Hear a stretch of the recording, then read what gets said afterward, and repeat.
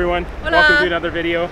My name's Chris. My name's Shayna. And we are the Dufresnes. We are the owners and operators of Sea Casa Samra here in sunny Costa Rica. Well, it's sunny today, which is nice. Yeah, we've had a lot of rain, but it's finally, we've got some sun. I think the rain's gone, so. And happy Halloween. We're actually filming on Halloween, so you can trick or treat by the beach in the sun when you come down and stay with us. Just go to our website, seacasasamra.com. It has all the information there for you.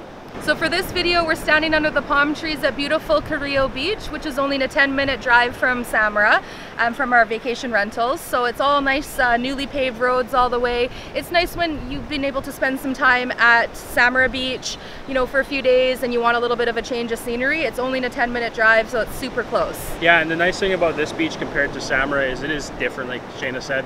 It's all lined with palm trees. There's no restaurants on it, so it's a little more natural that way, but very nice sand. Again, it's swimming friendly for families, which is awesome to have two beaches close to Sea Casa for that reason. So today we're going to be talking about buying vehicles, property, and driver's licenses, bank accounts. So some of the I guess paperwork you'd have to do when moving to Costa Rica or purchasing vacation property or whatever it is that you're doing. And just keep in mind, these are just our personal experiences since we've lived down here. A lot of you might have different experiences when you come down. A lot of people do. So this is just based on what we've experienced and gone through since we've been living here for 2.5 years.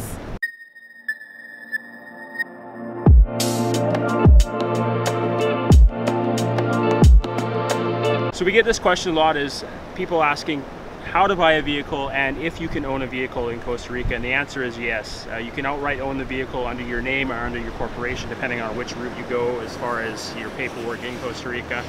So we bought our vehicle the first month and a half that we had come down to Costa Rica. It was our big first purchase here, and it was kind of scary. It was kind of like, okay, this is real. We're buying something that's expensive and it's going to be in our name. Yeah, I was like, are we really doing this? So it has been a while since we've done it, so we're just kind of trying to remember exactly the process. We do have a video on us buying the vehicle, and I'll put the link just up here. It'll pop up for you if you want to go watch that video.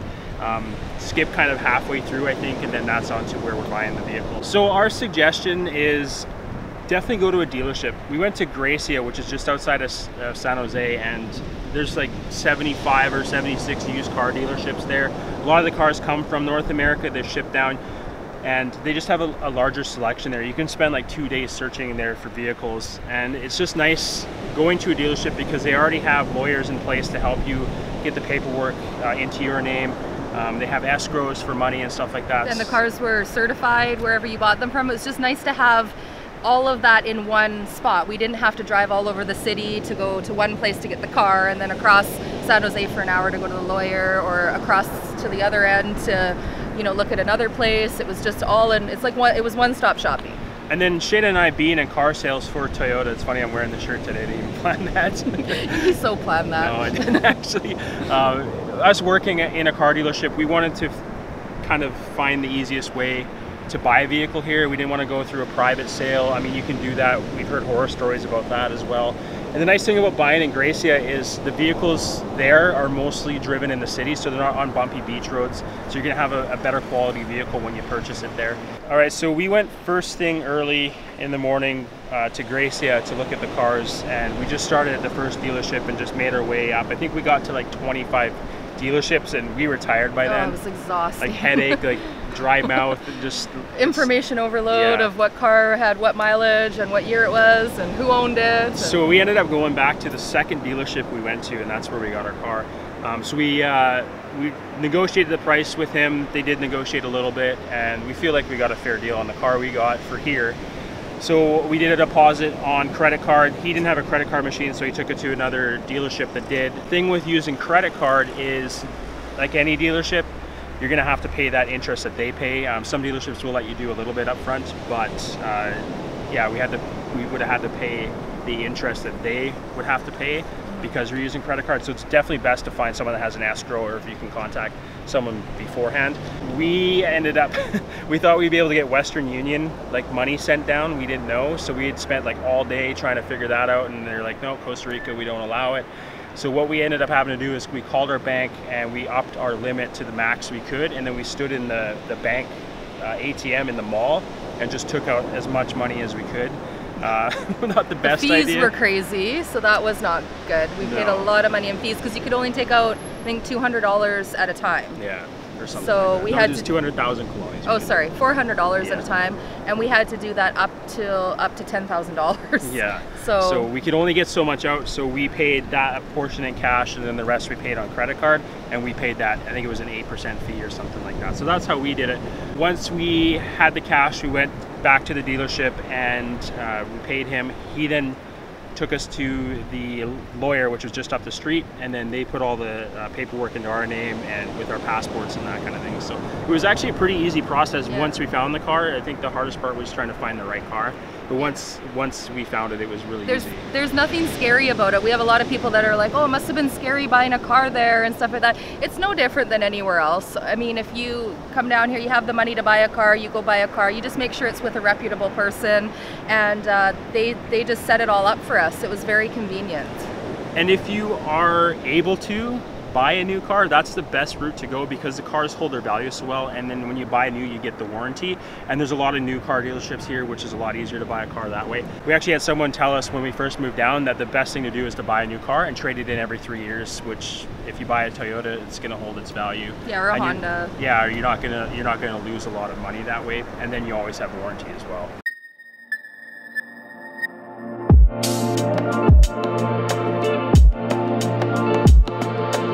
We also get asked a lot about Costa Rican driver's license and having one down here. So the only way you can have a Costa Rican driver's license is if you obtain your residency. So if you're coming down here just to visit, travel, live short time, no residency involved, you just have to have your valid driver's license from the country that you're from. And then once you get your residency, it's a requirement that you apply for the Costa Rican driver's license. My aunt and uncle from Canada that live down here now, they got their residency a few months ago, and my aunt went and got her driver's license here, and it was just some paperwork, and it was nothing major. It was really easy once she was providing the Canadian driver's license that she had. They just switched it over.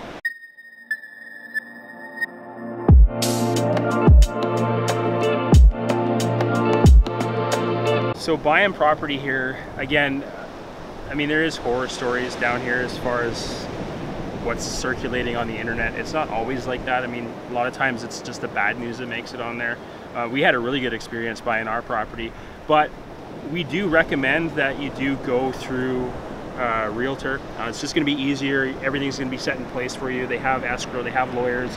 And we know a few realtors in town, so if you guys are looking to purchase in the area, let us know and we can set you up with them. Yeah, really reputable ones, really good ones that have a lot of knowledge about the area and stuff like that. So yeah, we're happy to arrange that. We bought property that was fresh and new. We didn't buy a house. So for us, we got a new corporation. We put that property into a corporation, which has both of us on it. You can do it personally if it's just one person.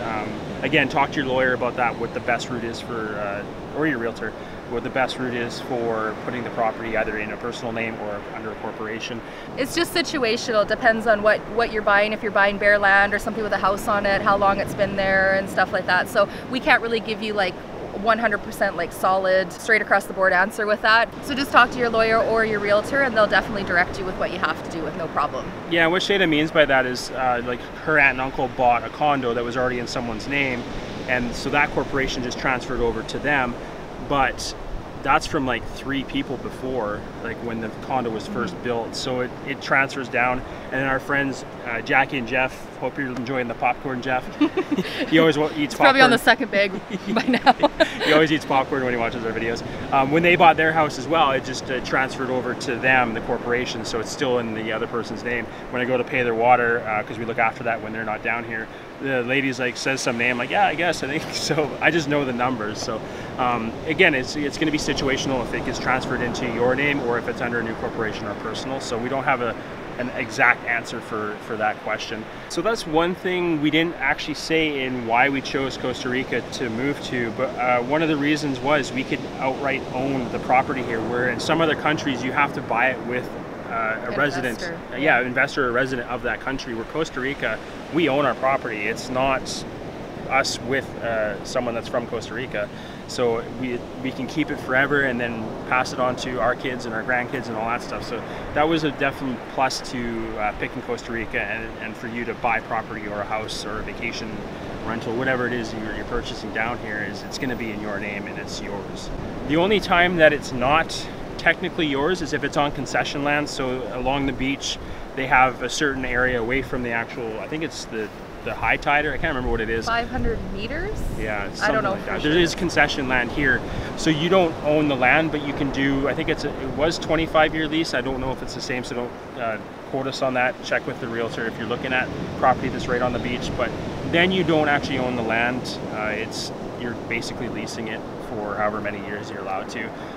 So be cautious when purchasing that kind of land as well. A lot of people want to know our own personal experience with buying our land. So our land was just bare land.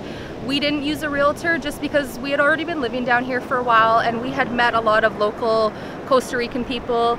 We ended up running into a guy that's lived here his entire life, and he knew that we were looking for property.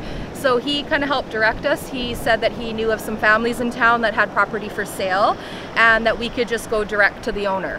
So for us, that's what worked best at that time. He showed us a piece of property that we fell in love with. We were able to just purchase it that way. In the end, the main thing that mattered was just having a good lawyer. So you can buy any property direct if you want to, if you get into that kind of situation. Just make sure that you have a really, really good lawyer. We found a great one, and we always use them for everything. Once you have a good one down here, you can use them for multiple things in the future. But that's ultimately what matters in the end, is that you like the property that you found, even if you found it with somebody else in town, and that your lawyer knows, of course, what they're doing. So if you guys are looking at purchasing in the area, we can definitely give you the contact of the lawyer we used.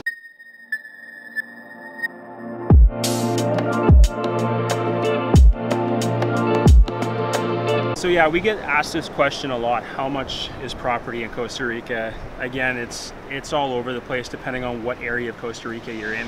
In the Samara area, closer to the beach, you're going to be $100 to $125 per square meter. That's the basic going rate. I mean, you can find stuff that's a little bit cheaper, and there's going to be some stuff that's a little bit more expensive. But that's just a rule of thumb that we use for everybody when they ask us. So just but it's keep that in mind. location. It's like Yeah. the further you go out, the less you're going to pay. The closer to town and beach, the more you're going to pay. That's just like living anywhere in a city, right? If you're right in the city, you're going to have a really expensive apartment, but if you go, 10 or 15 minutes out of town, you can get a whole house for the same price.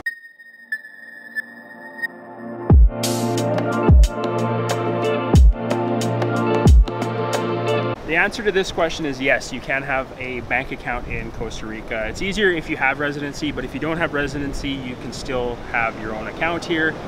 There is limits on it. We're not professionals on that. We did get a bank account when we first moved down because we were purchasing the land. So all we had to do was prove where the money came from, which was the sale of our house, as well as we had to have a letter from our bank to show we were in good standing with the bank and we had been clients for a while. And I think that was about it, just our passports, and then we had to have it's called a person area, which has your corporation, passport number, and your name on it. So it's just kind of an identification they use, which you have to get at the Bank of Costa Rica. You can't get it at the Banco Nacional. So our account we had got from Banco Nacional. In town we have a really great associate there that helps us, Sylvia. She speaks English and just like made it so much easier for us to get the bank account. We've heard things where you can only have $1,000 per month in your account if you're a non-resident, and then if you're resident you can have however much. Again, you just have to prove where the money came from. But yeah, we don't really know a lot about that, unfortunately, yet. Once we become residents here, then we'll have a better understanding of the banking and stuff like that. But Shayna's aunt uses it all the time. She does online banking. Jack and Jeff, same thing. They pay their bills from Canada, so there is ways to do that. And from what we understand and our own personal experience, it seems like it's the best option to send larger sums of money down at once than a whole bunch of little increments of money into the account here. When they start seeing like, $500 here, $2,000 here, $1,000 here going into the bank account, sometimes they will question, like, why are you getting so many transactions? Where is each individual one coming from? And then you have to prove them all. So if you know that you need a certain amount down here, just try to send it all in one lump sum. Then you're only going to have to prove it once, and then the money's there and you don't have to be bothered after that. Yeah, that's one thing we messed up on, is we had 4 different transactions sent down, and then they sent an email and it was in Spanish and I didn't understand what it was. I thought they were just showing what the transactions were, and then they shut our account down. So we ended up having to go to Liberia to get the rest of the money we had in the account, and it was a bit of a headache. So yeah, definitely if you know how much, send it all at once.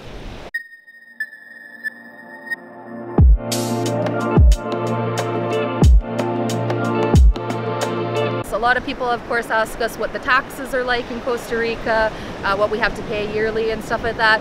This is specifically a lawyer question. We don't want to answer it because we don't even know that much about it right now. There's so much stuff changing in Costa Rica as far as taxes. We have to get more information about it. There's things that are up in the air. Nothing's really set in stone yet as far as what's going to change when. They talk about even in, like, you know, not this December, but the following December, something else is going to be put in place. So yeah, unfortunately we can't give a solid answer as far as that goes. We just have to see how it goes. If you already have a lawyer down here, you want to contact a lawyer, and you've got a bunch of tax questions, definitely ask them. They're going to know a lot more than we do. Yeah, and as we learn and go along, we'll definitely do update videos as far as things like the banking and taxes. Yeah, so once we get the information, we'll make another video of like for sure solid stuff. Right now we're not professionals on that.